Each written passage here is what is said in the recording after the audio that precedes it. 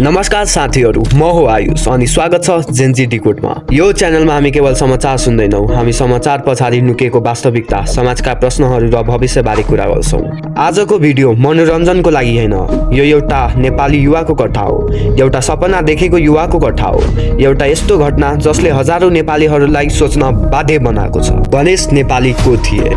गणेश नेपाली मुङ्गो जिल्लाका 25 वर्षीय युवा थिए। रोजगारीको खोजीमा उनी काठमाडौँ आएका थिए। उनले कठाउ राइडर चालकका रूपमा काम गरेर आफ्नो परिवारको जिम्मेवारी पूरा गर्ने प्रयास गरिरहेका थिए।